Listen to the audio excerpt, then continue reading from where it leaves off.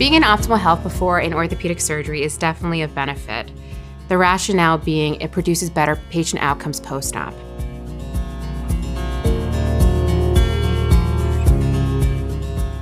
The surgeon has to have a good understanding of the patient's medical issues.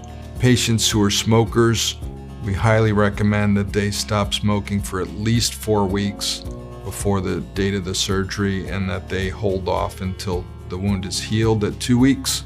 Patients that actually opt to quit smoking prior to surgery have a least or decreased risk in post-op infections.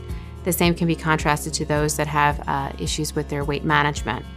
In addressing your weight management prior to surgery, it puts less actual weight on the joints post-op, in which you have a better patient outcome overall.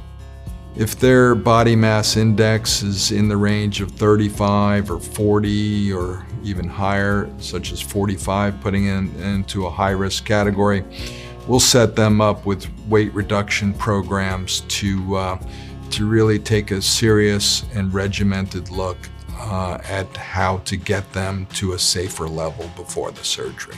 It's important that patients with diabetes get their hemoglobin A1C level down to a safe level before surgery, because there have been large-scale studies that show that patients who come in with an elevated hemoglobin A1C have just a slightly higher risk of infection. So to the extent possible, we want them to be able to boost up their immune system by getting that hemoglobin A1C down.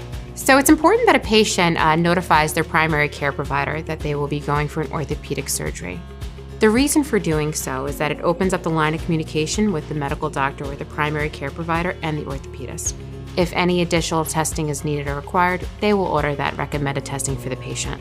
If you have any questions about how to best prepare for your hip or knee replacement surgery, I would suggest you address that directly to your surgeon and their team.